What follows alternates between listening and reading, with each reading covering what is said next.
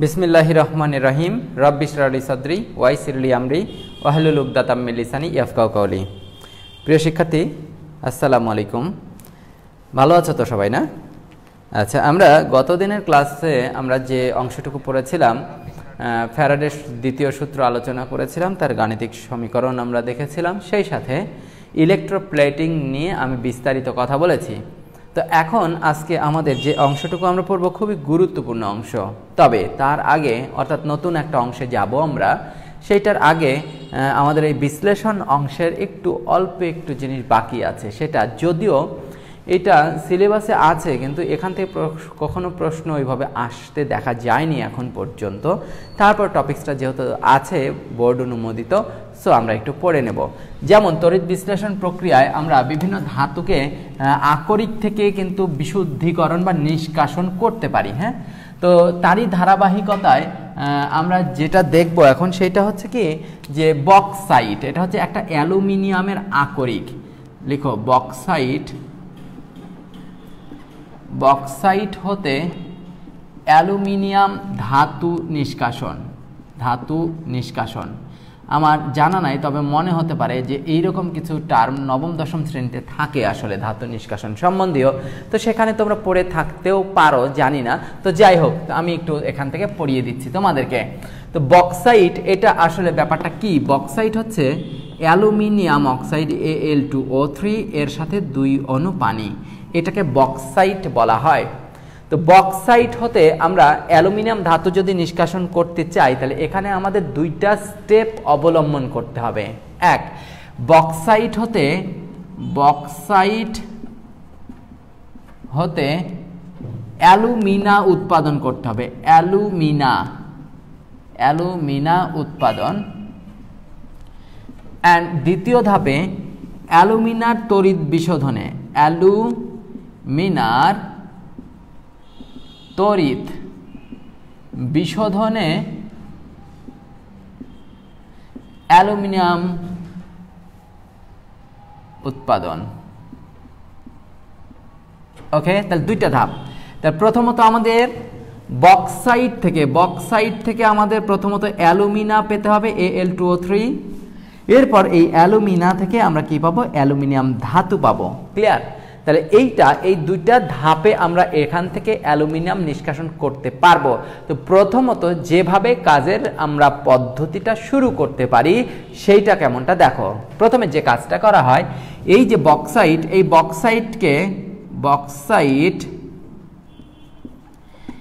এইটাকে আমরা প্রথমত প্রায় 45% সোডিয়াম হাইড্রোক্সাইড ক্ষার দিয়ে এটাকে আগে ওয়াশ করতে হবে, ধৌত করতে হবে। করলে এখান থেকে যেটা পাওয়া যায় সেটার নাম হচ্ছে সোডিয়াম অ্যালুমিনেট, নালা 2, NaAlO2। এবার এই সোডিয়াম অ্যালুমিনেটকে যখন আমরা এটাকে আর্দ্র বিশ্লেষণ করব, এখান থেকে আমরা পাবো দিস ইজ অ্যালুমিনিয়াম হাইড্রোক্সাইড। আমি মেন প্রোডাক্টগুলো লিখছি। ক্লিয়ার? এবার এই অ্যালুমিনিয়াম হাইড্রোক্সাইডকে যখন আমরা প্রায় 1500 ডিগ্রি সেলসিয়াস তাপমাত্রায় আমরা হিট করব, তখন এখান থেকে যেটা পাবো সেই বাবুটার নাম হচ্ছে অ্যালুমিনা। এর নাম হচ্ছে অ্যালুমিনা। তাহলে ধারাবাহিকভাবে বাংলায় এটাকে বর্ণনা করতে হয় এইভাবে। দেখো, বক্সাইটকে প্রথমত, এখনই তোমাদের মুখস্থ হয়ে যাবে, খুব মনোযোগ দিয়ে শোনো। দেখো, এখনই তোমরা মুখস্থ করে নিতে পারবে। খেয়াল করো, বক্সাইট থেকে অ্যালুমিনিয়াম ধাতু নিষ্কাশনের ওয়ে দুইটা হচ্ছে কি, অর্থাৎ কি ধাপ দুইটা।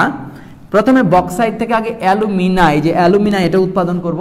সেইটার জন্য যে কাজটা করতে হলো, বক্সাইটকে 45% সোডিয়াম হাইড্রোক্সাইড দিয়ে আমরা ট্রিট করলাম, সোডিয়াম অ্যালুমিনেট পেলাম। সোডিয়াম অ্যালুমিনেটকে আর্দ্র বিশ্লেষণ করলাম, অ্যালুমিনিয়াম হাইড্রোক্সাইড পেলাম। অ্যালুমিনিয়াম হাইড্রোক্সাইডকে উত্তপ্ত করলাম, অ্যালুমিনা পেয়েছি। এইবার অ্যালুমিনা, এখান থেকে আর অ্যালুমিনিয়াম ধাতু নিষ্কাশনের আর কোনো ধাপ নাই। এবার সর্বশেষ যে ধাপ সেটা হচ্ছে কি, এই অ্যালুমিনাকে তড়িৎ বিশ্লেষ্য পাত্রে নিয়ে তার উপর তড়িৎ বিশ্লেষণ চালনা করে অ্যানোড এবং ক্যাথোডে আমাদের কি করতে হবে? অ্যালুমিনিয়াম এক জায়গায় জমা হবে, অক্সিজেন গ্যাস আরেক জায়গায় জমা হবে। তাহলে এবার তড়িৎ বিশ্লেষণ প্রণালীটা কেমন সেটা আমরা 2 দিন ধরে তড়িৎ বিশ্লেষণ প্রক্রিয়াটা পড়ছিলাম। তো এবার একটু দেখে নিই তড়িৎ বিশ্লেষণ কিভাবে হবে। তাহলে তড়িৎ বিশ্লেষ্য কন্টেনার, এখানে একটা অ্যানোড থাকবে, একটা ক্যাথোড থাকবে, তাই না? বলো তো, এবার অ্যানোড এবং ক্যাথোড দিস ইজ একটা ব্যাটারি বা বিদ্যুৎ উৎসের সাথে সংযোগ থাকবে। এই প্রান্ত পজিটিভ নেগেটিভ, এটা নেগেটিভ প্রান্ত, দিস ইজ ক্যাথোড বলে থাকি আমরা, দিস ইজ ক্যাথোড। আর এই প্রান্ত পজিটিভ, দিস ইজ আমরা বলে থাকি দিস ইজ অ্যানোড। এখন অ্যালুমিনাকে যখন এই তড়িৎ বিশ্লেষ্য পাত্রে দিয়ে আমরা ছেড়ে দেব, তখন এখান থেকে এই অ্যালুমিনাটা বিশ্লিষ্ট হবে Al2O3। খেয়াল করে দেখো, এইটা তড়িতের কারণে বিশ্লিষ্ট হলে অ্যালুমিনিয়াম ত্রিযোজী ধাতু কয়টা আছে? 2টা। আর এখানে অক্সিজেন দ্বিযোজী কয়টা অক্সিজেন? দিস ইজ 3টা। তো যেহেতু এটা অক্সিজেন শূন্যর মতো মনে হয়, তাই 30 যেন না হয়, এই জন্য আমি একটু বড় করে দিলাম, ঠিক আছে? তাহলে দিস ইজ 3টা অক্সাইড আর 2টা অ্যালুমিনিয়াম 3 আয়ন। এইবার নিশ্চয়ই এখানে খেয়াল করে দেখো যে অ্যালুমিনিয়াম Al3+ আর অক্সিজেন দিস ইজ 2-। মূলত এ আছে 2টা, এ আছে 3টা, সেটা আমরা দেখব। এবার কি হবে, যখন আমরা এখানে বৈদ্যুতিক সার্কিট সংযোগ দিয়ে দিব, এবার নিশ্চয়ই এই ক্যাটায়নগুলো ক্যাথোডের দিকে ধাবিত হবে। ক্যাটায়ন যাবে কোন দিকে? ক্যাথোডের দিকে। আর অ্যানায়ন এটা কোথায় যাবে? অ্যানোডে। এর আগেই নিশ্চয়ই শিখেছি আমরা, আমি আগেও বলেছিলাম আবারও বলছি, তড়িৎ বিশ্লেষ্য কোষের বামেরটা অ্যানোড, ডানেরটা ক্যাথোড। অ্যানোড হচ্ছে ধনাত্মক চার্জ বিশিষ্ট আর ক্যাথোড ঋণাত্মক চার্জ বিশিষ্ট। অ্যানোডে অলওয়েজ জারণ ঘটে, মানে ইলেকট্রনের ছাড়ন ঘটে, আর ক্যাথোডে কি বিজারণ ঘটে। তাহলে সেই ক্ষেত্রে আমরা এবার একটু দেখে নিই এখানে কি ঘটনা ঘটিতে পারে। হয়েছে তোমাদের? এবার আমি একটু নিচে লিখছি, জায়গা যেহেতু আছে। তাহলে এবার আমরা দেখে নিই প্রথমত ক্যাথোডে কি ঘটবে। ক্যাথোডে লিখো, দিস ইজ ক্যাথোডে। ক্যাথোডে কে আছে? ক্যাথোডে কে যাবে? অ্যালুমিনিয়াম দিস ইজ 3+ থেকে অ্যালুমিনিয়াম ধাতু হবে। কিভাবে হবে দেখো, এখানে নিশ্চয়ই অসংখ্য ইলেকট্রনের গোডাউন আছে। এখানে অ্যালুমিনিয়াম 3টা ইলেকট্রন ছেড়ে দিয়েছিল, তাই ত্রিযোজী 3+। তাহলে এবার ওই বাবুটা কি করবে? 3টা ইলেকট্রন গ্রহণ করবে। 3টা ইলেকট্রন গ্রহণ করলো, কিন্তু বলতো এখানে অ্যালুমিনিয়াম মানে ion at a time alumina থেকে কয়টা করে উৎপন্ন হয়? 2টা। তাহলে একটা অ্যালুমিনিয়াম যদি 3টা গ্রহণ করে, তাহলে আমাকে বলতো এক্ষেত্রে 2টা অ্যালুমিনিয়াম ডেফিনেটলি 3 দুগুণ কয়টা গ্রহণ করবে? 6টা। তাহলে 2টা অ্যালুমিনিয়াম আয়ন থেকে অ্যালুমিনিয়াম দুটোই উৎপন্ন হবে।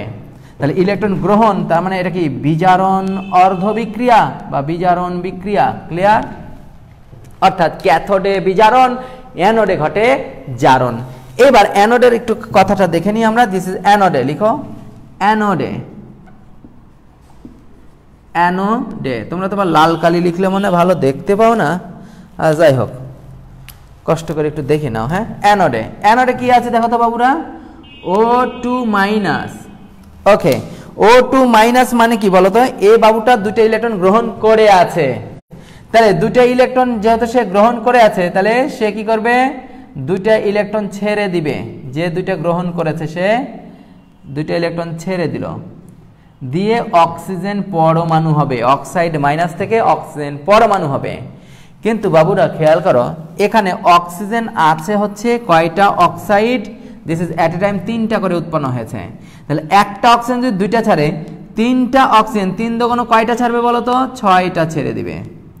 6টা ছেড়ে দিল, তাহলে এখানে 3টা অক্সিজেন উৎপন্ন হবে। 3টা অক্সিজেন বোঝানোর জন্য দিস ইজ আমি 30 না, 3টা অক্সিজেন। ক্লিয়ার? তাহলে এবার দেখো অ্যাট এ টাইম এখানে 3টা করে অক্সিজেন জমা হবে।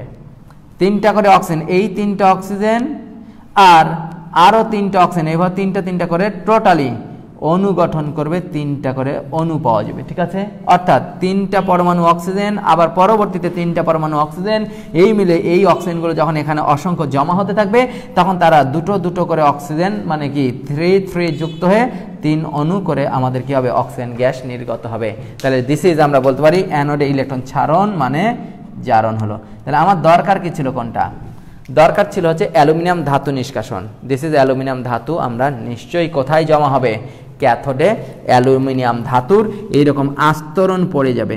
একসময় আমরা কি করব, এই অ্যালুমিনিয়ামগুলোকে ক্যাথোড থেকে খুলে নিয়ে সেখান থেকে অপসারণ করে আমাদের কি অ্যালুমিনিয়াম ইন্ডাস্ট্রিতে এটা আমরা ব্যবহার করব। ঠিক আছে, যেমন তোমরা এই অ্যালুমিনিয়ামের বিভিন্ন ধরনের তার আছে, এগুলো দিয়ে বিভিন্ন কয়েল তৈরি করা যায়, কপার দিয়ে কয়েল তৈরি করা যায়। কয়েল বলতে কি মশার কয়েল না, বিভিন্ন মোটরের যে কয়েল, ঠিক আছে, এটা করা যায়। এছাড়া তোমরা অ্যালুমিনিয়াম ফয়েল বিভিন্ন ধরনের খাবারকে প্যাকিং করার কাজে, মুড়িয়ে দেওয়ার কাজে দেখবা ব্যবহার করে, দিস ইজ অ্যালুমিনিয়াম ফয়েল। তো সেক্ষেত্রে এই অ্যালুমিনিয়াম ধাতু অনেক মূল্যবান, মানে মূল্যবান বলতে আমাদের জন্য কি গুরুত্বপূর্ণ, ঠিক আছে, এমনিতে দাম অপেক্ষাকৃত কম। ঠিক আছে, তো যাই হোক, এখান থেকে তাহলে আমি টোটাল প্রসেসটা আরেকবার বলছি, আরেকবার রিভিউ করছি, তোমরা একটু সুন্দর করে মিলিয়ে নাও। তো এখান থেকে দেখো, এরকম যদি সৃজনশীল এখান থেকে দিতেও তো পারে, এরকম একটা ইন্ডিকেট করলো অ্যালুমিনিয়াম অক্সিজেন দিল না, এখানে বললো X2- আর Y মনে করো 3+, যাদের পারমাণবিক সংখ্যা অমুক তুমুক, এই সেই বলে দিল, দেওয়ার পর বললো যে নিষ্কাশন পদ্ধতি বর্ণনা করো। তাহলে প্রথমত বক্সাইট, পানিযুক্ত অ্যালুমিনিয়াম অক্সাইড, এই বক্সাইট থেকে আমরা কি করব, আগে অ্যালুমিনা বের করে নেব, এরপর অ্যালুমিনাকে তড়িৎ বিশ্লেষণ করে অ্যালুমিনিয়াম পাবো। তো বক্সাইট থেকে অ্যালুমিনা নিষ্কাশনের জন্য বক্সাইটের সাথে সোডিয়াম হাইড্রক্সাইড ক্ষার মিশ্রিত করে সেটাকে আগে ধৌত করব, আমরা পরিষ্কার করব, দেন সোডিয়াম অ্যালুমিনেট হবে, সেই সোডিয়াম অ্যালুমিনেটের মধ্যে আবার কি আর্দ্র বিশ্লেষণ চালাবো, তাহলে অ্যালুমিনিয়াম হাইড্রক্সাইড পাবো। অ্যালুমিনিয়াম হাইড্রক্সাইড এটা সাদা সাদা অধক্ষেপ, এটাকে যদি হিট করা হয় তাহলে সেখান থেকে পানির অংশটুকু উড়ে যেয়ে অ্যালুমিনা গঠন হবে।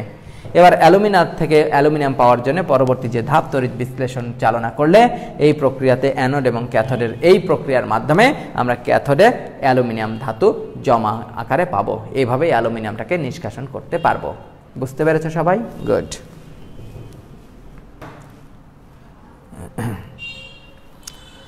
এবার আমি হয়েছে নিশ্চয়ই এটা তোমাদের। এবার সবচেয়ে গুরুত্বপূর্ণ অংশ, আমি বলে দিয়েছি আজকের ক্লাসটা খুবই গুরুত্বপূর্ণ, কারণ আজকে যে বেসিক কনসেপ্টটুকু হবে এইটুকু দিয়ে আমরা সামনের যতগুলো ক্লাস হবে এই অধ্যায়ের প্রত্যেকটা জায়গাতে এই বেসিক কনসেপ্টটুকু লাগবে। এবং অধিকাংশ শিক্ষার্থীদের মধ্যে কনফিউশন যেটা তৈরি হয়, কনফিউশন বলতে কি ভালো করে না বুঝে পড়া, এবং 2 নম্বর কথা হচ্ছে মুখস্থ বিদ্যার উপর ভর করা, এই জন্য তখন ক্লাসটা হয়ে যায় কি জটিল হয়ে যায়। কথা বুঝতে পেরেছ? ওকে, তো এখন আমি যেটা তোমাদেরকে বলছি দেখো, খুব সুন্দর করে হেডিংস দাও, তড়িৎ রাসায়নিক কোষ, হেডিংস দাও টপিকস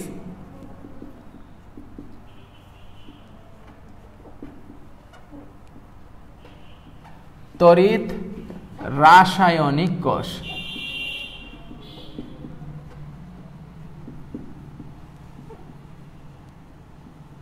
তড়িৎ রাসায়নিক কোষ একটু কাছাকাছি হয়ে গেল, মাইন্ড করো না, হ্যাঁ। এর আরেক নাম আমরা বলতে পারি দিস ইজ গ্যালভানিক কোষ।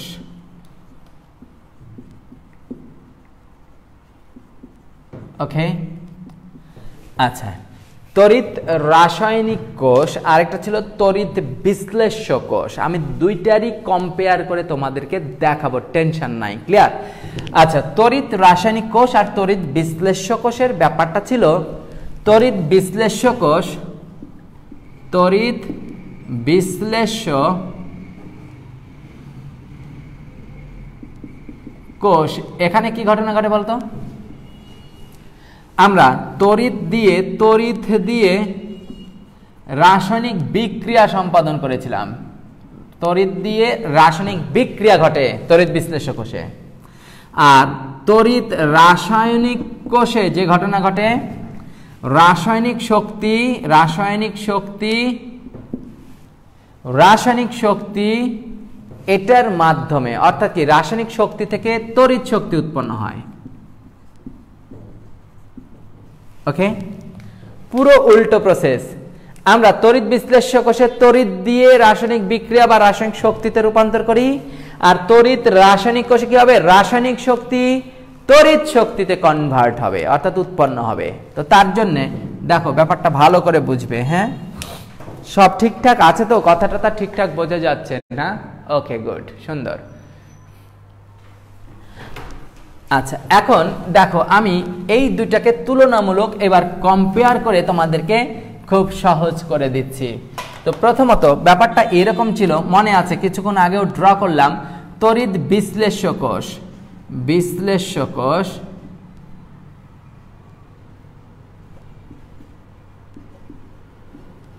এটাও আমরা আরেকবার একটু হাইলাইটস করে নিচ্ছি। একটা থাকে অ্যানোড আর একটা থাকে ক্যাথোড। ওকে, এর মধ্যে একটা বৈদ্যুতিক সংযোগ দেওয়া থাকে ব্যাটারি বা বিদ্যুৎ উৎস। আমরা বামেরটা সারা জীবন অ্যানোড, ডানেরটা ক্যাথোড। ওকে, এক্ষেত্রে আমরা অ্যানোডকে পেয়েছিলাম ব্যাটারির ধনাত্মক প্রান্তের সাথে যুক্ত থাকার কারণে এইটা হয় পজিটিভ, আর এই প্রান্তটা নেগেটিভের সাথে যুক্ত থাকার কারণে এটা হয় নেগেটিভ। এবং এটা দেখেছিলাম আমরা, বলেছিলাম সারা জীবন অ্যানোডে ঘটবে অক্সিডেশন, মানে জারণ ঘটবে। অ্যানোডে অলওয়েজ জারণ, আর ক্যাথোডে সারা জীবন বিজারণ ঘটবে। ওকে, এক্ষেত্রে তড়িৎ বিশ্লেষ্য আমাদের পদার্থ এখানে ছিল, ক্যাটায়ন ক্যাথোডে গিয়েছিল, অ্যানায়নগুলো অ্যানোডে যে জমা হয়েছিল। তাহলে দুইটার মধ্যে মৌলিক আমরা মিল কোথায় আর পার্থক্য কোথায় খুব ভালো করে দুটোকে কম্পেয়ার করে পড়তে হবে, নয়তো তোমার মাথার মধ্যে এলোমেলো হয়ে যাবে। খুব মনোযোগ দাও, খুব মনোযোগ, নিজের স্বার্থে। কে কি কমেন্ট করছে এইগুলোতে মনোযোগ যারা দেয় তাদের পড়ালেখা হয় না। কথা কি বুঝতে পেরেছো? আমি এখন যা বলবো একদম 100-এ 100 সব কিছু ব্রেনের মধ্যে আপলোড করে নিতে হবে।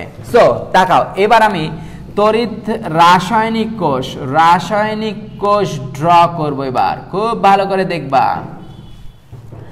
মূলত এটা হচ্ছে আমি এখন যেটা তড়িৎ রাসায়নিক কোষ বা গ্যালভানিক কোষ বলছি, এদেরই উদাহরণ যেটা গ্যালভানিক কোষের উদাহরণ, এটাকে আমরা বলি ড্যানিয়েল কোষ। কি কোষ বলতো?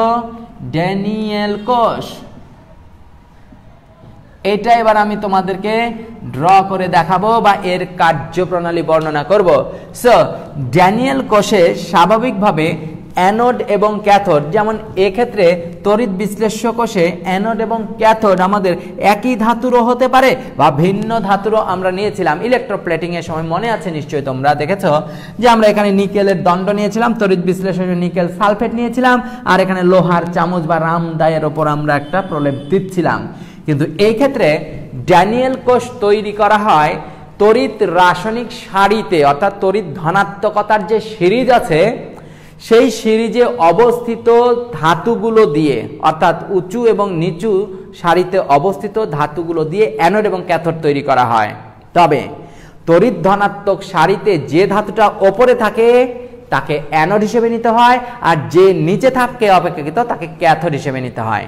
সো এবার আমি তোমাদেরকে একটু তড়িৎ ধনাত্মকতার যে সিরিজ সেটা একটু দেখি। লিখো ইলেকট্রোকেমিক্যাল সিরিজ, যেটা তড়িৎ ধনাত্মক সারি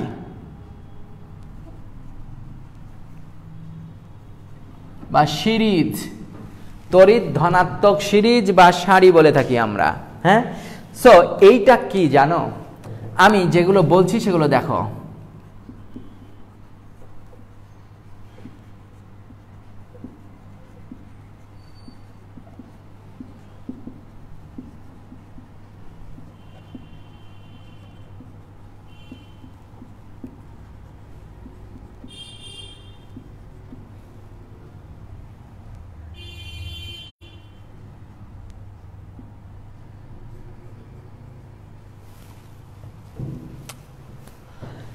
আচ্ছা, এক্ষেত্রে আমি যা লিখেছি তোমরাও একটু সিরিজটা লিখে ফেলো।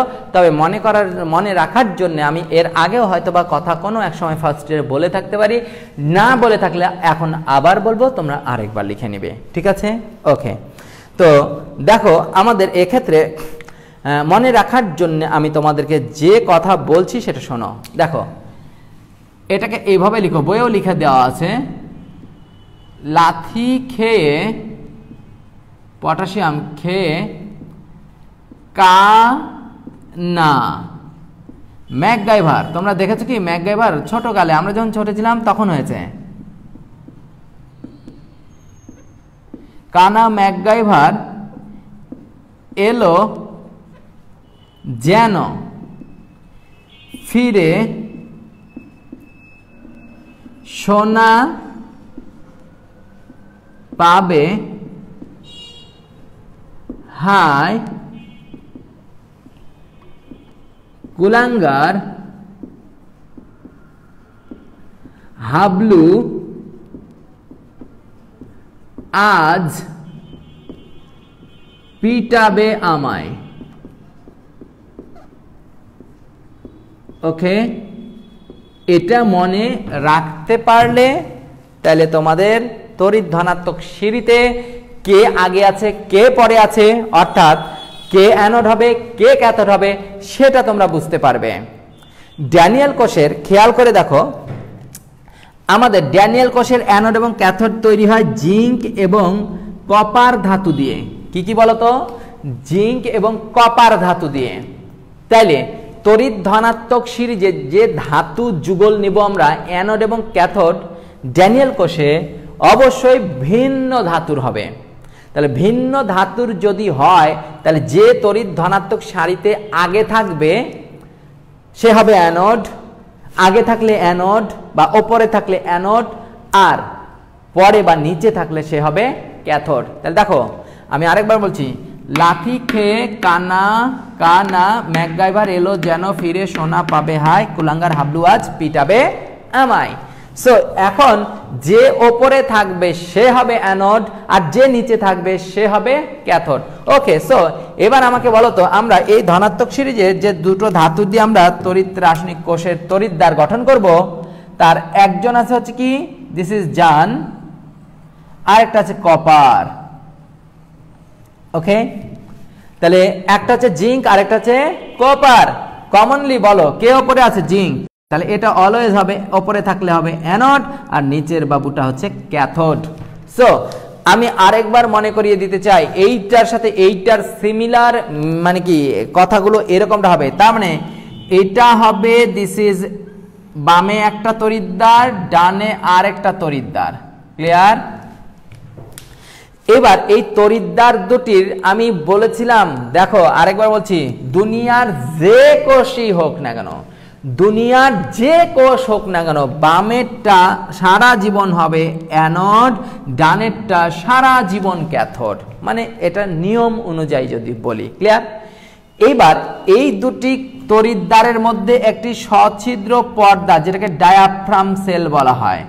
তার মানে এই পর্দাটা এমন, যেমন একটু তোমাদেরকে বলি, মনে করো দুই ভাইয়ের একটা পুকুর, ছোটবেলাতে দুই ভাইয়ের মধ্যে সব মিল ছিল, কিন্তু বড় হওয়ার পর ভাইয়েরা যখন একা একা থাকে না, ডবল হয়, তখন এই দুই ভাইয়ের আর মিল অনেক সময় থাকে না।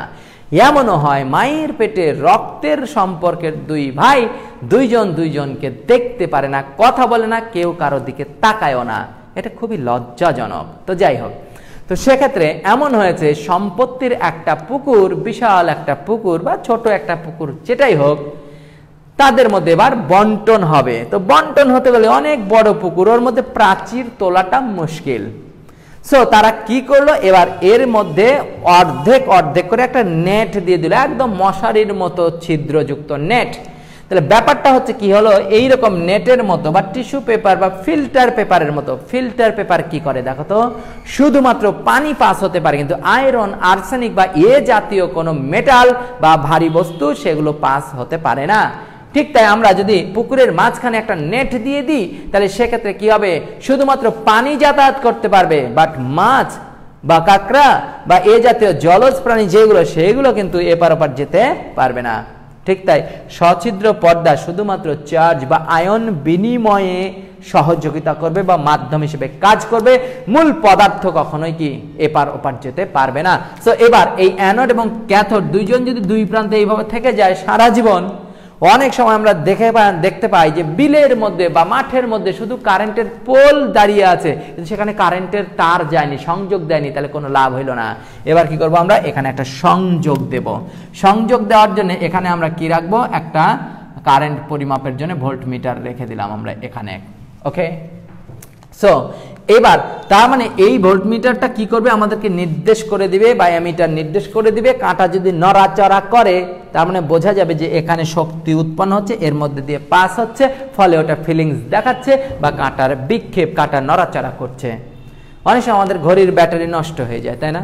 যেমন আমার এই ঘড়িটার ব্যাটারি হঠাৎ করে দেখছি ডাউন হয়ে গেছে, কাঁটা চলছে না।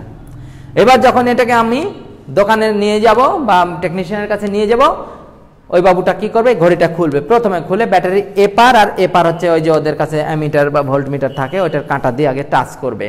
যদি কাঁটার কোনো বিক্ষেপ ফিলিংস আসে তাহলে বোঝা যাবে যে এর মধ্যে চার্জ আছে, তাহলে সার্কিটের প্রবলেম। আর যদি প্রথমে ঘড়ির ব্যাটারিতে যদি দেখে কোনো ফিলিংস নাই, তখন মানে টেকনিশিয়ান বুঝে যে ব্যাটারি শেষ হয়ে গেছে, অর্থাৎ ওর মধ্যে কোনো বিদ্যুৎ উৎস নাই। সো এখানে আমাদের রাসায়নিক বিক্রিয়া হবে, বিক্রিয়ার ফলে বিদ্যুৎ উৎপন্ন হচ্ছে কিনা, এই কাঁটা যদি নড়াচড়া করে তাহলে বুঝতে হবে যে এখানে শক্তি উৎপন্ন হচ্ছে। সো এবার দেখো বামেরটা অ্যানোড, ডানেরটা ক্যাথোড, এর সাথে মিল আছে। এবার ড্যানিয়েল কোষে যেটা করা হয় এটা তাহলে কিসের বললাম, জিঙ্কের, আর এটা হচ্ছে কি কপার ধাতুর। এবার তড়িৎ বিশ্লেষ্য লাগবে, তড়িৎ বিশ্লেষ্য হিসেবে যে ধাতু থাকবে সেই ধাতুরই তড়িৎ বিশ্লেষ্য, অর্থাৎ এখানে জিঙ্ক সালফেট দ্রবণ নেওয়া হয় আর এখানে কপার সালফেট দ্রবণ নেওয়া হয়। মূলত যদি আমরা এরকমটা করি, এই জিঙ্ক তড়িৎদ্বার আর কপার তড়িৎদ্বারের মধ্যে যদি সালফিউরিক অ্যাসিড ঢেলে দেওয়া হয় তাহলে কিছুক্ষণের মধ্যে জিঙ্ক সালফেট হয়ে যায় আর কপার সালফেট তৈরি হয়ে যায়। ক্লিয়ার? সো এইবারের ঘটনাটা কি হলো, আমরা এখন কি ঘটনা ঘটবে সংযোগ দেওয়ার পর। এবার মনে করো স্বাভাবিকভাবে বাইরে গেছি, আমার সাথে তোমরা মনে করো গেছো, বেড়াতে গেছো, হ্যাঁ, কোনো একটা রেস্টুরেন্টে বসলাম, কিছু নাস্তা খেলাম। তো নাস্তা খাওয়ার পর আসলে বিলটা কে দিবে, বিলটা কে দিবে? আমি যেখানে আছি প্লাস তোমরা স্টুডেন্ট, তোমরা আছো, বিলটা কি তোমরা দিবা? দিলে দিবা, সমস্যা কি? কিন্তু না, ব্যাপারটা আমারও তো একটা প্রেস্টিজ বলে কথা আছে, কারণ তোমরা এখনো বেকার, তোমরা ইনকাম করো না, আমি ইনকাম করি। তাহলে স্বভাবতই ব্যাপারটা হবে, যেহেতু আমার পজিটিভিটি বেশি, সিনিয়র, এক নাম্বার কথা, 2 টাকা হলেও তোমাদের চাইতে আমার বেশি আছে, তাই ওখানে বিলটা অবশ্যই আমার দেওয়া উচিত, কারণ আমারও একটা ব্যাপার প্রেস্টিজ তো আছে। টাকা থাকুক আর না থাকুক, ইচ্ছা থাকুক আর না থাকুক, আমাকেই টাকাটা দিতে হবে, তাই না বলো তো? তাহলে ডেফিনেটলি এখানে দেখো, যখন বড়লোক আর হচ্ছে কি ছাত্র, সরি বড়লোক বলছি, মানে উচ্চতরিত ধনাত্মক আর হচ্ছে কি নিম্নতরিত ধনাত্মক যদি থাকে, তাহলে এক্ষেত্রে শিক্ষক স্টুডেন্ট, বড় ভাই ছোট ভাই, বাবা সন্তান, হাজব্যান্ড ওয়াইফ, এরকম যারা থাকবে, যাদের কাছে টাকা থাকবে, ইনকাম যারা করবে, যাদের ধনাত্মকতা বেশি থাকবে, তারাই ইলেকট্রন, তারাই টাকা, তারাই সবকিছু দিবে। ক্লিয়ার? সো এক্ষেত্রে জিঙ্ক এবং কপারের মধ্যে যেহেতু জিঙ্কের তড়িৎ ধনাত্মকতা বেশি, এবার ওর প্রেস্টিজ বেশি, ও আগে ইলেকট্রন ছাড়বে। ইলেকট্রন ছাড়লে ঘটনা কি হবে দেখো, এখানে যে জিঙ্কের দণ্ড আছে, এই জিঙ্কের দণ্ডের মধ্যে অসংখ্য জিঙ্ক পরমাণু আছে, তারা 2টো করে ইলেকট্রন ছাড়বে। তাহলে অ্যানোডে কি ঘটনা ঘটবে দেখো তো, অ্যানোডে এবার কি ঘটনা ঘটবে, অ্যানোডের যে জিঙ্ক আছে, এই জিঙ্ক 2টো করে ইলেকট্রন ছাড়লে জিঙ্ক 2+ গঠন করবে। আচ্ছা বলো তো, জিঙ্ক 2+ আয়ন, আর জিঙ্ক হচ্ছে এটা পরমাণু ধাতু, যখনই 2টো ইলেকট্রন ছেড়ে দিবে তখন এই জিঙ্ক আয়ন আর এই জিঙ্ক দণ্ডে থাকবে না, সে ডেফিনেটলি জিঙ্ক 2+ আকারে এইভাবে দ্রবণে অনবরত আসতে থাকবে। অর্থাৎ জিঙ্ক যত ইলেকট্রন ছাড়তে থাকবে, ইলেকট্রনগুলো কোনো তড়িৎ বিশ্লেষের মধ্যে দিয়ে যাতায়াত করে না। তাহলে ইলেকট্রনগুলো কি করবে, ইলেকট্রন এই যে জিঙ্ক যে ইলেকট্রনগুলো ছাড়লো, 2টো করে যে ইলেকট্রন, এই ইলেকট্রনগুলো এই জিঙ্ক তড়িৎদ্বারী ধাতব খণ্ডের এদিকেই জমা হবে। ক্লিয়ার? এইবার যখন এখানে ইলেকট্রন অসংখ্য, অর্থাৎ কি জিঙ্ক যখন অসংখ্য ইলেকট্রন ছাড়বে, অসংখ্য জিঙ্ক 2+ তৈরি হবে, আর এই তড়িৎদ্বারে জিঙ্কগুলো জমা হবে, ফলে এই জিঙ্ক তড়িৎদ্বারে মনে হবে যে ইলেকট্রনের সমুদ্র তৈরি হয়েছে, ইলেকট্রন মেঘ জমা হয়েছে। আকাশে যেমন মেঘ কালো হয়ে আসলে মেঘমালাটা বোঝা যায়, ঠিক তাই এখানে ইলেকট্রন ঘনত্বে কালো কালো মেঘের মতো, ছায়ার মতো দেখতে পাওয়া যাবে। তাহলে এবার চিন্তা করে দেখো, যে প্রান্ত ইলেকট্রন দ্বারা লোড, এ প্রান্তে ইলেকট্রন দ্বারা গোডাউন লোড ছিল, তাহলে এই প্রান্তটা ছিল নেগেটিভ। এই প্রান্ত যদি নেগেটিভ হয়, অটোমেটিক্যালি এই প্রান্তটা কি হয়ে যায়, পজিটিভ। ক্লিয়ার? তার মানে একটা ডাইপোল যদি এরকম হয়, দেখো একটা পজিটিভ একটা নেগেটিভ, এখন এর মধ্যে কিছুই নাই, কিন্তু কাছাকাছি যখন নিয়ে আসবো অটোমেটিক্যালি এখানে পজিটিভ এখানে নেগেটিভ সৃষ্টি হয়। তাহলে এই প্রান্তে যখন পজিটিভ চার্জগুলো জমা হয়, এই প্রান্তে তখন নেগেটিভ জমা হয়, তখন এদিকে কি পজিটিভ হয়। ক্লিয়ার? অর্থাৎ এবার যে ঘটনাটা ঘটবে, এখানে ইলেকট্রন যত বেশি জমা হবে, ইলেকট্রন ঘনত্ব বেড়ে যাবে, তখন এই ইলেকট্রনগুলো এদিক দিয়ে প্রবাহিত হয়ে অ্যানোড থেকে ক্যাথোডের দিকে যাবে। অ্যানোড থেকে যখন ক্যাথোডের দিকে যাবে, তখন এই কাঁটা কিন্তু বিক্ষেপ নড়াচড়া শুরু করে দিবে।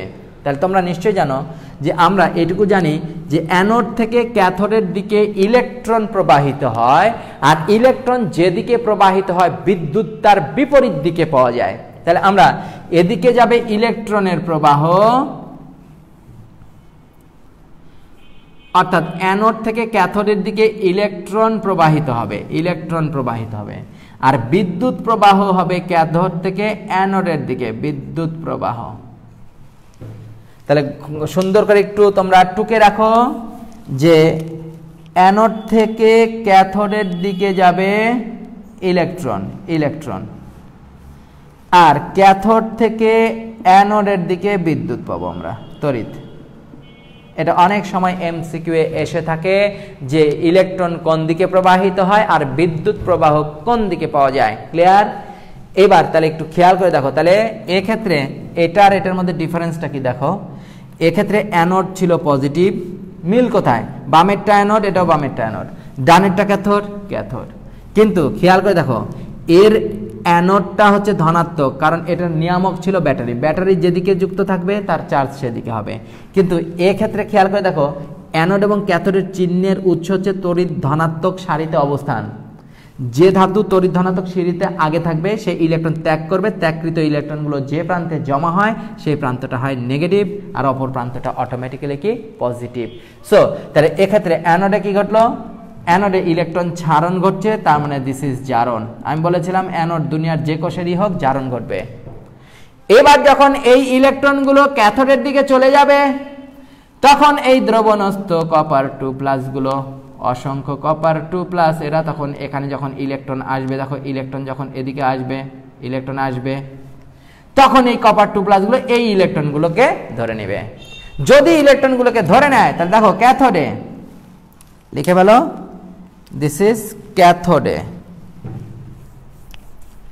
ক্যাথোডে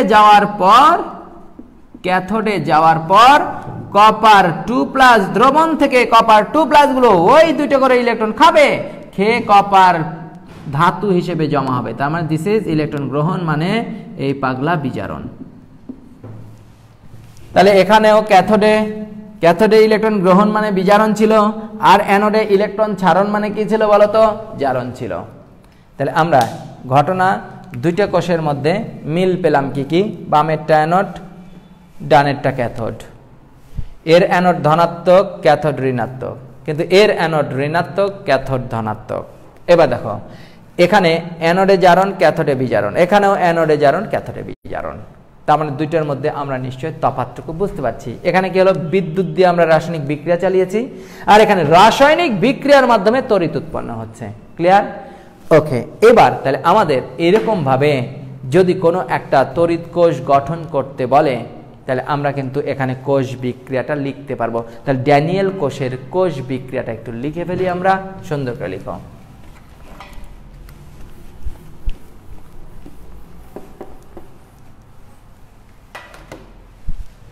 হয়েছে জনগণ?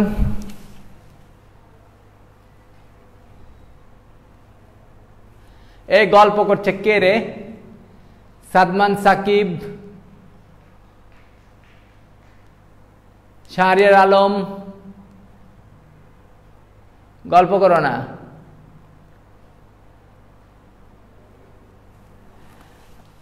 আচ্ছা, এখন দেখো স্বাভাবিকভাবে জিঙ্ক এবং কপার এর মধ্যে যে অধিক তড়িৎ ধনাত্মক সেই ইলেকট্রন ছাড়বে আর অপরজন গ্রহণ করবে।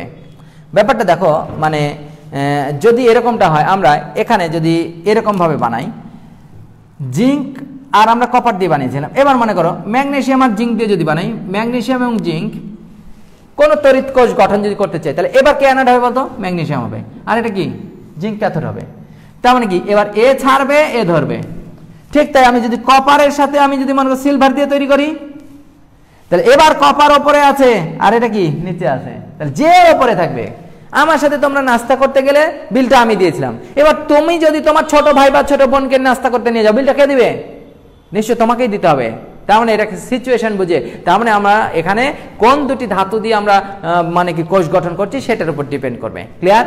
তবে জেনে রাখো তড়িৎ ধনাত্মক সিরিজে যারা হাইড্রোজেনের ওপরে আছে এদেরকে দিয়ে অ্যানোড বানানো হয় আর নিচেরগুলোকে দিয়ে ক্যাথোড বানানো হয়। কথাকে বুঝতে পেরেছ?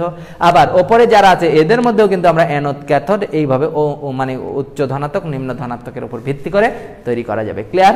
সো এবার তাহলে আমরা একটু এখান থেকে দেখে নিতে চাই যে আসলে কোষ বিক্রিয়াটা কেমনে ঘটছে। খেয়াল করে দেখো, যদি এরকম দেখি আমরা বামের অংশ বামে লিখবো, ডানের অংশ ডানে লিখবো, অর্থাৎ কোষ ডায়াগ্রাম লিখো, কোষ ডায়াগ্রাম।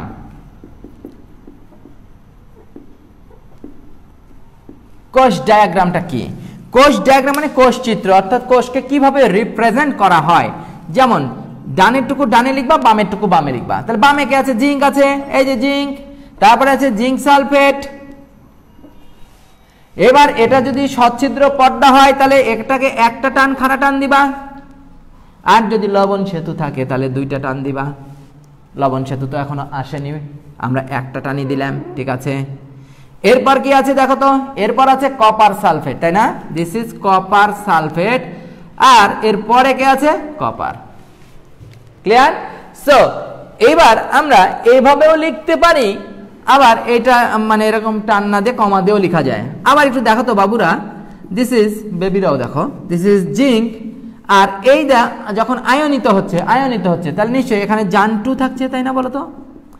দেন কপার 2 প্লাস, এই যে সালফেট দর্শক আয়ন হিসেবে যদি চলে যায়, দিস ইজ কপার। তাহলে এইগুলো হচ্ছে কোষ ডায়াগ্রাম। এইভাবেও লিখতে পারি, এভাবেও লিখতে পারি আমরা।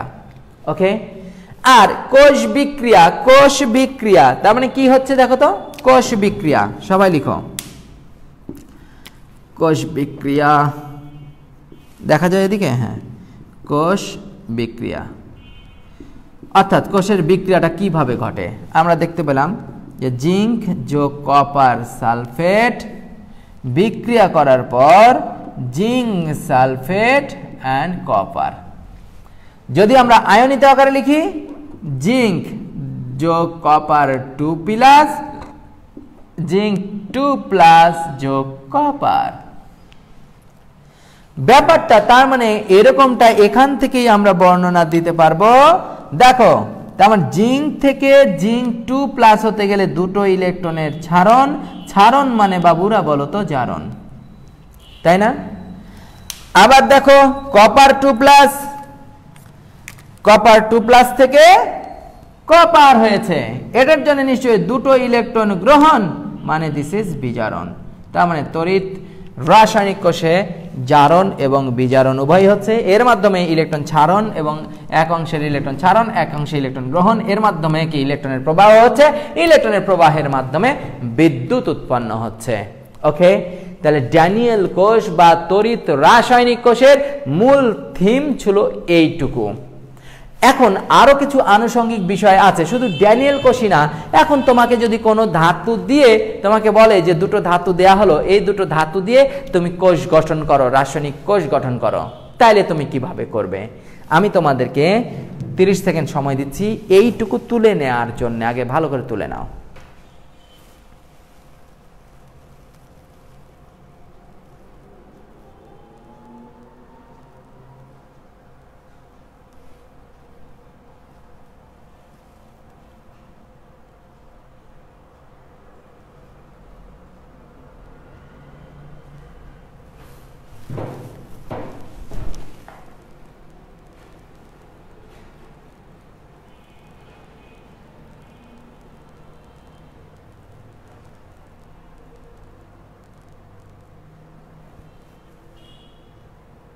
হয়েছে না?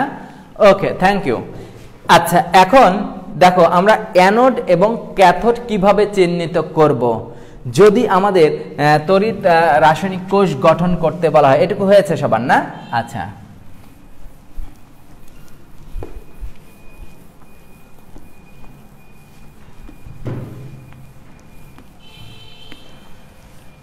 দেখো যদি এরকমটা দেওয়া থাকে যে তোমাকে অ্যানোড এবং ক্যাথোড চিহ্নিত করতে বলা হইল, অ্যানোড এবং ক্যাথোড চিহ্নিত করতে বলা হলো, লিখো অ্যানোড ও ক্যাথোড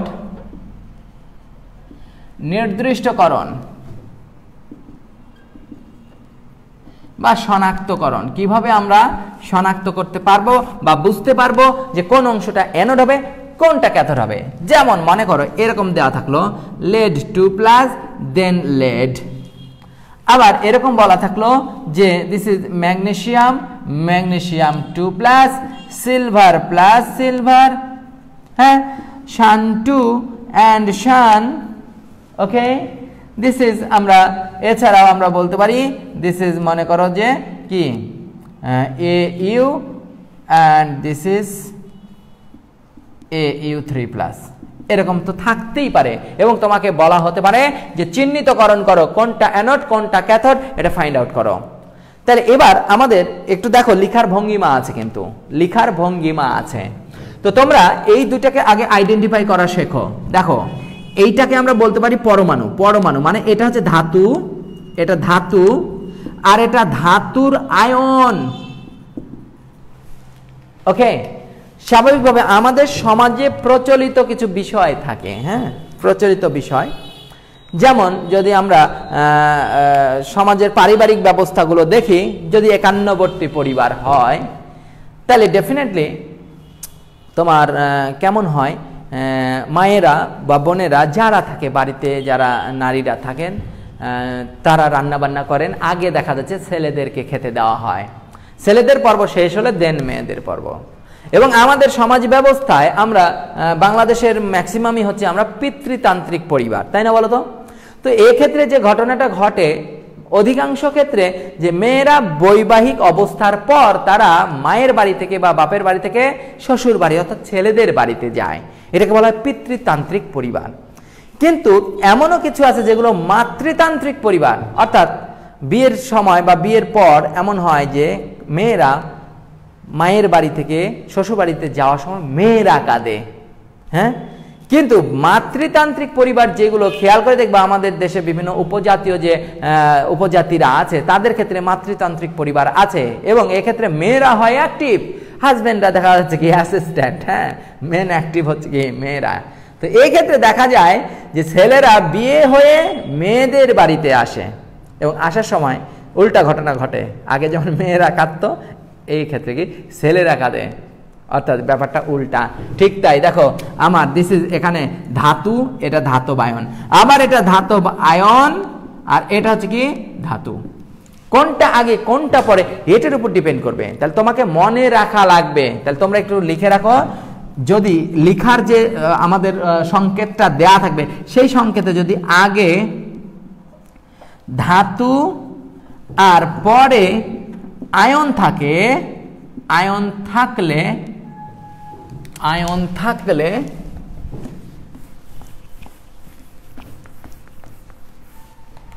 আগে ধাতু এবং পরে আয়ন থাকলে তা অ্যানোড, আর অ্যানোডে সারা জীবন জারণ ঘটে। ঠিক উল্টা ঘটনা যদি এরম হয় আগে আয়ন পরে ধাতু থাকলে তা ক্যাথোড, এগুলো আমরা টেকনিক্যালি বুঝবো। সো এইবার তোমরা আমাকে বলো তো এখানে ম্যাগি অ্যান্ড ম্যাগি নুডলস, হ্যাঁ, এইভাবে যদি লেখা থাকে এইটা কি নির্দেশ করছে? This is anode. অনুভাবে দেখো আগে ধাতব আয়ন তারপরে ধাতু, এই পাগলা ক্যাথোড। তাও যদি মনে না থাকে, কারণ পরীক্ষার সময় মাথা হট থাকে, হ্যাঁ, মাথার বিগার উঠে যায়, অনেক সময় কি জানার জিনিস ভুল হয়ে যায়, হ্যাঁ, মাথা হট আছে, এখন তোমার আমার কথা আর মনে নাই যে শালার ভাই কি যে বলেছিল, আগে কোনটা, আগে ধাতু না পরে ধাতু বায়ন, কি বলেছিল ভুলে গেছো। আমার কথা মনে রাখার দরকার নাই, আমি বিকল্প শিখাই দিচ্ছি, তুমি যা দেখবা তাই মারবা, ঠিক আছে? এখানে তুমি এটা দেখতে পাবা না, এই বাংলা কথা বলো, এটা তো দেখতে পাবা। তুমি এইবার বুঝো যে এখান থেকে এটা হওয়ার জন্য কি হওয়া লাগবে, এখান থেকে এইটা গঠনের জন্য ডেফিনেটলি তাকাও দুটো ইলেকট্রন ছাড়ন হতে হবে। এই ছাড়ন মানে কি? জারণ। আর জারণ মানে নিশ্চয়ই এই জারণ কোথায় ঘটে? জারণ সারা জীবন অ্যানোডে ঘটবে। আমি কথা সারা জীবন বলছি এই জন্য, দুনিয়ার যত কোষ আছে সব কোষের অ্যানোডে কি ঘটবে? জারণ। তাহলে তুমি এইভাবে বলবা ম্যাগনেসিয়াম থেকে ম্যাগনেসিয়াম 2+ হওয়ার জন্য দুটি ইলেকট্রন ছাড়ন, ছাড়ন মানে জারণ, আর জারণ সারা জীবন ঘটে অ্যানোডে, তার মানে এটা অ্যানোড। তাহলে কথাটা যদি মনেও নাও থাকে যে আগে ধাতু পরে ধাতব আয়ন, সেটা অ্যানোড হবে। এটা মনে না থাকলেও তুমি দেখো যে ইলেকট্রন ছাড়ন কোথায়, জারণ কোথায়, সেটা হচ্ছে অ্যানোড। অনুরূপভাবে আচ্ছা বলো তো তোমরা, তাহলে এটা হওয়ার জন্য কি হবে বাবুরা? দেখো তো, এটা থেকে এটা যদি হতে চায়, ডেফিনেটলি কি দুইটা ইলেকট্রন আগে ত্যাগ করে বসে আছে, এবার ওই দুইটা ইলেকট্রন খাবে। ইলেকট্রন গ্রহণ করলে গান এটা হতে পারবে, তাহলে ইলেকট্রন গ্রহণ মানে বিজারণ। বিজারণ কোথায় ঘটে গো? সারা জীবন ক্যাথোডে ঘটে। তাহলে আমরা যে কোনো ভাবে এইরকম যুগল যদি দেওয়া থাকে, কোনটা অ্যানোড কোনটা ক্যাথোড, যদি তড়িৎদ্বার হিসেবে আমাদেরকে ইলেকট্রোড বাছাই করতে বলে, কোন ইলেকট্রোডটা অ্যানোড কোন ইলেকট্রোডটা ক্যাথোড হিসেবে এখানে আচরণ করবে, নিশ্চয়ই সেটা আমরা বুঝবো। বুঝবো না বলো তো? অবশ্যই বুঝবো। হয়েছে বাবুরা? হয়েছে? তুলে নাও, আমি 30 সেকেন্ড সময় দিচ্ছি।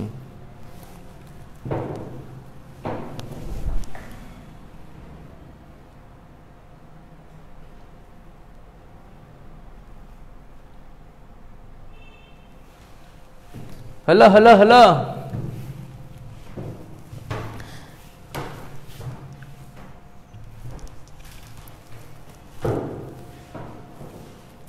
কয় মিনিট ক্লাস হলো একটু দেখাও তো, আমার মোবাইলে আমি দেখতে পাচ্ছি না। কয় মিনিট ক্লাস হয়েছে দেখাও তো, একটু বলে দাও তো। রাতের বেলা একটা আবার দাওয়াত আছে গো। আটকে গেল মানে কি আটকে গেল গো? 48 মিনিট কেবল? আচ্ছা, আজকে তো মনে হচ্ছে সারা রাত ক্লাস নেই গো। মানে এটা একটা আমার একটা ফেভারিট টপিক, বুঝতে পেরেছ? মানে মজার জিনিস একটা। নেব নাকি সারা রাত নেব আজকে? মধ্যরাত পর্যন্ত চলুক, যতক্ষণ মোবাইলে চার্জ আর ইন্টারনেট আছে চলবে খেলা। খেলা হবে হবে বলো?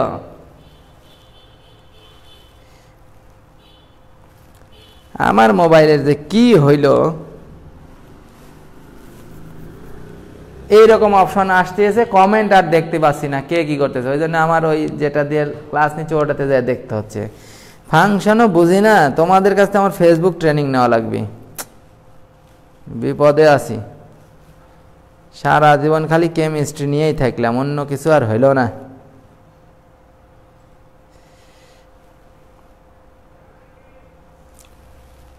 Ten ten ten ten ten ten ten.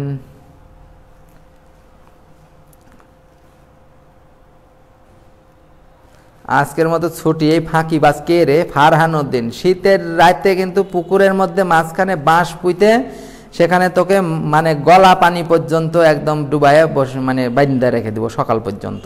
হ্যাঁ, ফাঁকি বাস কোথাকার।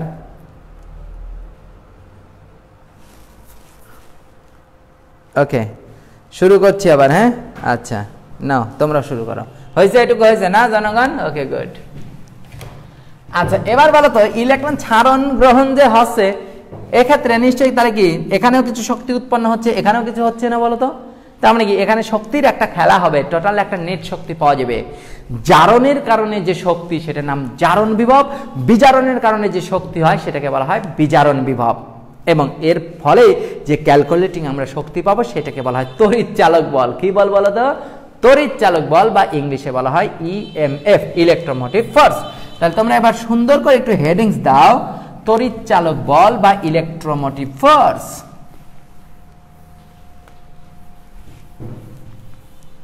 এটা থাকুক, কাজে লাগবে নি। তড়িৎ চালক বল বা ইলেকট্রোমোটিভ ফোর্স। ওকে, আচ্ছা এবার একটু দেখো, তাহলে আমাদের এখানে জারণ যখন ঘটলো, অ্যানোডে জারণ, তাহলে এই জারণের ফলে যে শক্তি উৎপন্ন হবে সেটাকে বলবো আমরা জারণ বিভব, ই অফ অক্সিডেশন বলবো। এখানে বিজারণ ঘটছে, বিজারণের কারণে যে বিভব বা শক্তি সেটাকে বলবো ই অফ রিডাকশন। ওকে, এখন তাহলে আমাদের এই দুটি বিভব একটাকে যদি আমরা ক্যালকুলেট করি তাহলে মোট বিভব যেটা পাওয়া যাবে, তাহলে আমরা বলতে পারি বর্তনী চালু অবস্থায়। আচ্ছা বলো তো, কারেন্টের যখন সুইচ আমাদের অফ করা থাকে, অর্থাৎ বর্তনী সংযোগ পূর্ণ হয় না, তাই বর্তনীর সংযোগ পূর্ণ না হওয়ার কারণে সেই বাল্বটা জ্বলছে না, ফ্যানটা ঘুরছে না, অর্থাৎ বিদ্যুৎ সে পাচ্ছে না। যখনই আমরা অন করে দিই, তার মানে কি ওই সার্কিটের সাথে এই সুইচের সার্কিট যখন কি হয় অ্যাড হয়ে যায়, তখন এর মধ্যে থেকে একটা কানেকশন তৈরি হয়, বিদ্যুৎ প্রবাহ শুরু হয়, তখন বাল্ব জ্বলে বা ফ্যান চলে। তাহলে বর্তনী চালু অবস্থায় বা উন্মুক্ত অবস্থায়, উন্মুক্ত মানে বন্ধ না, চালু অবস্থায় তড়িৎদ্বার দুটির মধ্যে যে বিভব পার্থক্য তৈরি হয়, সেই বিভব পার্থক্যকে আমরা বলবো ইএমএফ। সো তার মানে ব্যাপারটা হচ্ছে এরকম, ই অফ সেল কোষের মোট তড়িৎচালক বল, কোষের মোট তড়িৎচালক বল is equal E of oxidation যোগ ই অফ রিডাকশন। এখন বলতে পারো ভাই আপনি তো সংজ্ঞায় বললেন তড়িৎ মানে কি তড়িৎদ্বার দ্বয়ের মধ্যে যে বিভব পার্থক্য, এ তো সমষ্টি করেছেন ভাই, বিভব পার্থক্য হইল কোথায়? আরে পাগলারা দেখো, জারণ বিভব হয় পজিটিভ, বিজারণ বিভব হয় নেগেটিভ, দেখো তো পার্থক্য হইল কি না? তার মানে এমনি বলছি, এর মান যদি হয় +10, এর মান মনে করো -5, তাহলে পার্থক্য হয় কি হয় না? কথা কি বুঝতে পারিস? তাহলে পার্থক্য এটা সূত্র লেখা হয় এভাবে, কিন্তু যখন বিভবের মান লেখা হয় তখন অটোমেটিকলি রিডাকশন অর্থাৎ বিজারণ বিভবটা কি আসে? মাইনাস আসে। সো এবার একটু দেখে নিতে চাই আমরা। এখন যদি আমরা ড্যানিয়েল কোষকে লিখে থাকি, ড্যানিয়েল কোষকে কিভাবে লিখবো দেখো, দিস ইজ জারণ। এই জারণ কিভাবে লিখে? জারণ ড্যানিয়েল কোষের দেখো তো, জারণকে আমরা এভাবে লিখতে পারবো, আগে তড়িৎদ্বার পরে তড়িৎ বিশ্লেষ্য লেখা থাকলে দিস ইজ অ্যানোড, আর অ্যানোডে সারা জীবন কি ঘটে? জারণ। তার মানে আমরা এইটুকু বলতে পারি যে অ্যানোডের বিভব যোগ ক্যাথোডের বিভব। সো এটা গেল। এবার বিজারণকে কিভাবে লিখবো? ই অফ বিজারণ মানে কপার 2+ দেন কপার। হইছে জনগণ, হইছে। এবার আমরা যদি এরকমটা বসাই, দেখো তো আমাদের এই প্রত্যেকটা কোষের বিভবের মান আছে, প্রত্যেকটা কোষের বিভবের মান আছে। সো তাহলে আমাদের এই জিঙ্কের ইলেকট্রন ছাড়নের কারণে যে বিভব তৈরি হয়, সেই বিভবের মান 0.76 ভোল্ট। ওকে, আর কপারের যেটা পাওয়া যায় সেটা হচ্ছে কি, যেমন আমরা একটু বলেই দিই তোমাদেরকে যে তড়িৎ ধনাত্মক সারিতে যে ধাতুগুলো আছে এদের জারণ এবং বিজারণ বিভবের প্রত্যেকের মান দেওয়া আছে। হ্যাঁ, তো এখন একটু দেখো, আমি একটু বলে দিই, যারা হাইড্রোজেনের ওপরে আছে, হাইড্রোজেনের ওপরে যে ধাতুগুলো আছে আর নিচে আছে, ধাতুরা তো অবশ্যই ইলেকট্রন ছাড়ে, তাহলে হাইড্রোজেনের ওপরের ধাতুগুলোরও জারণ বিভব আছে, নিচের গুলোরও আছে। হাইড্রোজেনের বিভবটা হচ্ছে 0, এটা স্ট্যান্ডার্ড। হ্যাঁ, 0 লিখে নাও। হাইড্রোজেন এর তড়িৎদ্বারের বিভবটা হচ্ছে 0 এবং 0, এটা যদি মার্জিনাল পয়েন্ট হয়, হাইড্রোজেনের ওপরে যত ধাতু আছে সেই ধাতুগুলোর জারণ বিভব হয় পজিটিভ। হাইড্রোজেনের ওপরে যে ধাতুগুলো আছে তাদের জারণ বিভব হবে পজিটিভ, আর হাইড্রোজেনের নিচে যারা আছে তাদের জারণ বিভবগুলো হয় নেগেটিভ। তাহলে এবার দেখো তো, যদি আমি হাইড্রোজেনের উপরে জিঙ্ক 2+, এটা জারণ বিভব 0.76 ভোল্ট, এটা পজিটিভ। কেন বলো তো? এই ধাতুটা হাইড্রোজেনের ওপরে অবস্থিত, কিন্তু হাইড্রোজেনের নিচে কপার বাবুটা হাইড্রোজেনের নিচে, তাহলে এটাকে যদি জারণ আকারে লিখি কপার 2+, এর বিভবের মান 0.34 ভোল্ট। 0.34 ভোল্ট। তাহলে এবার 0.34 ভোল্ট জারণ বিভব, কিন্তু খেয়াল করো এটা হাইড্রোজেনের নিচে হওয়ার কারণে এর বিভবের মান, জারণ বিভব হলেও হবে কি? নেগেটিভ। আমি একটা কথা বলেছিলাম, জারণ বিভব হয় পজিটিভ, বিজারণ বিভব হয় নেগেটিভ। তবে কথা আছে, যারা হাইড্রোজেনের ওপরে তাদের সকলের জারণ বিভব পজিটিভ, আর হাইড্রোজেনের নিচে যারা তাদের জারণ বিভব হলেও সেটা নেগেটিভ। এবার দেখো, জারণ এবং বিজারণ বিক্রিয়া পরস্পরের উল্টা। জারণ মানে ইলেকট্রন ছাড়ন আর বিজারণ মানে গ্রহণ। তবে আমরা যদি এটাকে এইভাবে লিখি, দেখো এটাকে যদি উল্টিয়ে লিখি, জারণটাকে আমি যদি বিজারণ আকারে লিখি, জিঙ্ক 2+ দিলাম আগে আর জিঙ্ক পরে লিখলাম, এইভাবে, অর্থাৎ এটাকে বিজারণ নির্দেশ করা হচ্ছে। যদি হয় তখনই 0.76 ভোল্ট ঠিকই থাকবে, তবে এটার সামনে কি হবে কত? মাইনাস। আবার দেখো তো, এই কপারকে যদি আমরা ঘুরিয়ে লিখি কি ঘুরিয়ে লিখবো, কপার 2+ আগে দিলাম আর কপার পরে দিলাম। বিভবের মান একই থাকবে 0.34 ভোল্ট ঠিকই থাকবে, কিন্তু বলতো জারণ বিভবের নেগেটিভ, তাহলে বিজারণ ঠিক অ্যান্টি, তাহলে এটা হবে পজিটিভ। সো এবার দেখো তো বাবুরা, তাহলে আমরা জানি জারণ বিভব কপারের এটা বিজারণ দেওয়া আছে, এই বিভবের মান 0.34 ভোল্ট, কিন্তু এই জারণ হলে হতো মাইনাস, কিন্তু বিজারণ যখন তখন সেটা কি প্লাস না কত। সো তাহলে এক্ষেত্রে আমরা যোগ করলে পাবো মনে হয় কত, this is 0, this is 1.1 volt. তাহলে আমরা ড্যানিয়েল কোষের মোট অর্থাৎ প্লাস মাইনাস করার পর আমরা যে বিভব পাচ্ছি কোষের মোট তড়িৎচালক বল এর মান 1.1 ভোল্ট। তবে মনে রাখবে যদি বিভবের মান পজিটিভ আসে, যে পজিটিভ আসে, তাহলে সেখানে কোষ বিক্রিয়া ফ্লুয়েন্টলি ঘটবে, স্বতঃস্ফূর্তভাবে ঘটবে। তার মানে ই অফ সেল যদি পজিটিভ হয়, পজিটিভ হলে দিস ইজ স্বতঃস্ফূর্তভাবে ঘটবে। আর যদি কখনো ই অফ সেল নেগেটিভ আসে তাহলে সেটা স্বতঃস্ফূর্ত নয়। এটাও এমসিকিউ এ আসে। জলদি লিখো।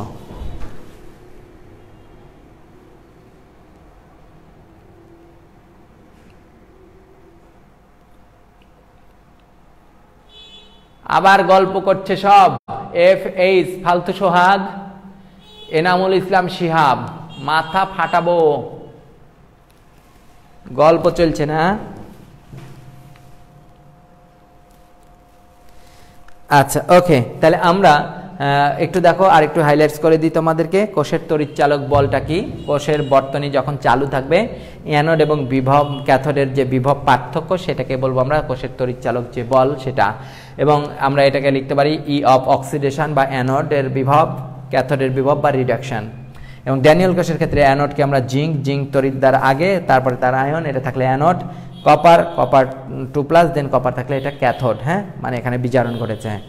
এবং এদের জারণ বিভব এটা মান আমরা জানি, জারণ বিভবের মান হচ্ছে মাইনাস হচ্ছে 34.34, কিন্তু যেহেতু বিজারণ তাই +0.34। ওকে, এবং এক্ষেত্রে দুটো যোগ করে আমরা বিভব যদি পজিটিভ পাই কোনো কোষের তাহলে সেটা স্বতঃস্ফূর্ত ঘটবে, আর যদি কি হয় নেগেটিভ হয় তাহলে কি স্বতঃস্ফূর্তভাবে ঘটবে না। তার মানে সেখানে স্বতঃস্ফূর্ত না ঘটার তো ওখানে কোষই চলবে না। ঠিক আছে, তাহলে প্রিয় শিক্ষার্থী আমরা আজকে মূল বেসিক কনসেপ্টটুকু নিয়ে আলোচনা করলাম। এর উপর আমাদের অনেকগুলো ম্যাথ আছে, তার সাথে সাথে এখান থেকে আমাদের কি নার্নস্ট সমীকরণ নামে একটা সমীকরণও আছে। তো আশা করছি তোমাদেরকে আমি আজকে তড়িৎ বিশ্লেষক কোষ আর তড়িৎ রাসায়নিক কোষ এই দুটি বিষয়ের মধ্যে আমি কম্পেয়ার করিয়ে দেখিয়েছি তোমাদেরকে, এবং তড়িৎ রাসায়নিক কোষের মূল মেকানিজমটা কিভাবে হয় পূর্ণ পরিচিতি, এবং সেখান থেকে বিভব উৎপন্ন, স্বতঃস্ফূর্ততার নির্ণয়, সামগ্রিক বিষয় নিয়ে আলোকপাত করেছি। আশা করছি তোমরা ব্যাপক বুঝতে পারবে, একবার না পারলে আরেকবার দেখবে। ঠিক আছে, প্রতিদিনের ন্যায় ভিডিওটা আমরা জানো যে 1 ঘন্টা 2 ঘন্টা এরকম রেখে দিই। হ্যাঁ, এটাও হয়তো বা থাকবে, তোমরা যেটুকু জায়গাতে নেট প্রবলেম হতে পারে বা হয়েছে সেই জায়গাটুকু কভার করে নাও।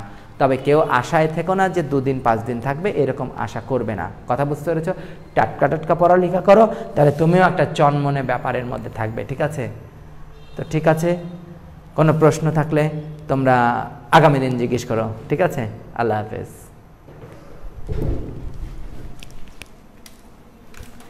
তোমাদের প্রিয় ক্লাসরুম দেখে নিতে পারো।